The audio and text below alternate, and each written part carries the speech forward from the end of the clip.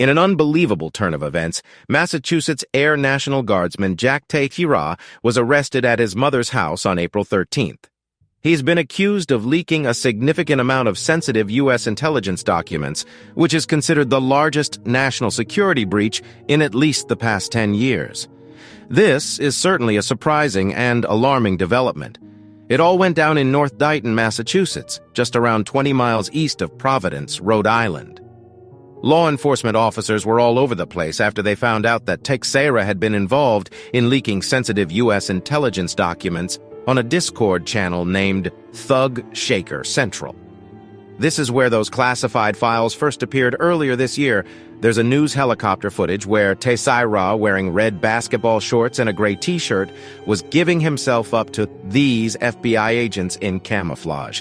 The next day, he had to show up in a Boston federal court, where Attorney General Merrick Garland announced that the poor guy would be facing charges related to alleged unauthorized removal, retention, and transmission of classified national defense information. Who was Teixeira? And what really happened? Teixeira became an airman first class in the Air National Guard's 102nd Intelligence Wing back in July. Turns out, Teixeira is thought to be a key player in the Thug Shaker Central Discord channel. This channel, as the Washington Post reported, had about 24 die-hard fans of a YouTube content creator known as Oxide. Now, Oxide is an army soldier who initially started making gaming videos when he was younger, but later shifted to reviewing and showcasing weapons, ammo, and body armor. He told the Washington Post that he banned several users from his main Discord, including those who later formed Thug Shaker Central over a year ago. Why? Well, they had some annoying habits like posting racist comments and sharing a meme video taken from a gay porn film, and that's how the Splinter Group got its name. The story gets even more intriguing. After popping up on Thug Shaker Central, the classified pages made their way to a wider audience when they appeared on another Discord channel connected to YouTuber Wow_Mao on February 28th. Things escalated when a member of that channel shared some of the documents on a larger channel called Minecraft Earthmap on March 4th. The leaked documents contained some pretty sensitive info related to the war in Ukraine, like potential weaknesses in their air defense systems and details about Kiev's military positions. The leaks also covered events in Israel and South Korea, which sparked international concern. In fact, U.S. officials got wind of the situation last week when some of the Ukraine-related documents popped up on Russian Telegram channels. Teixeira was known to his fellow Discord channel members by the handle Jack the Dripper. Some also called him OG. Apparently, he leaked some sensitive materials to the group chat, but one member insisted to the New York Times that he wasn't a whistleblower and hadn't meant for the materials to end up anywhere other than their group chat. Crazy, right? The member said, "This guy was a Christian, anti-war, just wanted to inform some of his friends about what's going on." It turns out that they have some people in their group who are in Ukraine and are into fighting and war games. However, another member told the Washington Post, "He's smart. He knew what he was doing when he posted these documents. Of course, these weren't accidental leaks of any kind." Some of the Discord members said the leaker had access to the intelligence materials through his work, but none of them would identify him by name. Interestingly, they pointed out how the leaker took images of the classified documents to share in their chat, and some of the furniture in the background matched items visible in his video chats. Talk about a breadcrumb trail. The Times reported that details of the interior of Teixeira's childhood home in pictures posted to social media appeared to match items in the background of some of the photographed secret documents.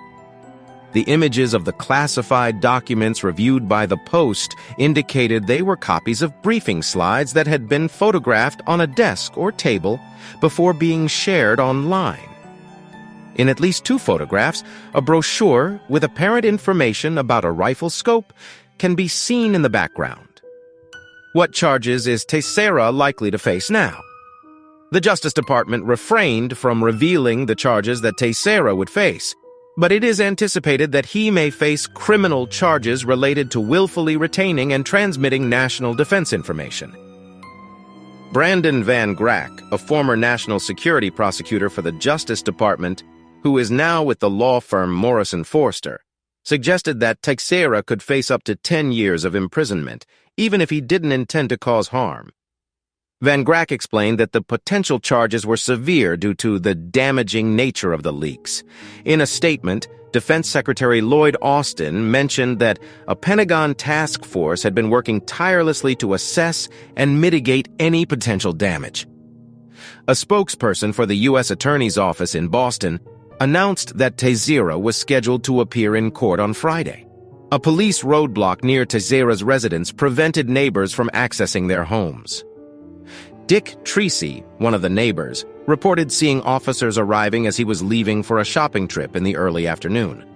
He described the scene, saying, "There were about 6 to 8 Army guys with rifles walking around," and noted that the area was usually very quiet. Eddie Souza, a 22-year-old who grew up in the neighborhood, mentioned that he knew Jack Teixeira from their time at Dighton-Rehoboth Regional High School several years ago. Souza asserted that Teixeira had not expressed any extremist views when they last communicated. Describing Teixeira as a good kid and a quiet guy, Souza speculated that the situation seemed like a foolish mistake on the part of a young person. Leaking sensitive info is a big deal, but exactly how much damage has been done? It looks like this whole thing started getting attention after the New York Times published a story on April 6th. But get this, some reporters have found evidence that these documents were actually floating around social media way before that, like as far back as March or even January. Bellingcat, The Washington Post, and the New York Times were like detectives, tracing the earliest appearance of these documents to a server that doesn't exist anymore on Discord. The Justice Department didn't waste any time and opened a formal criminal investigation last week after the Defense Department said this leak was a deliberate criminal act.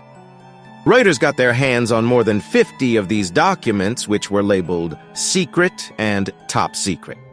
They haven't been able to verify if they're legit, but the total number of leaked documents is probably over 100.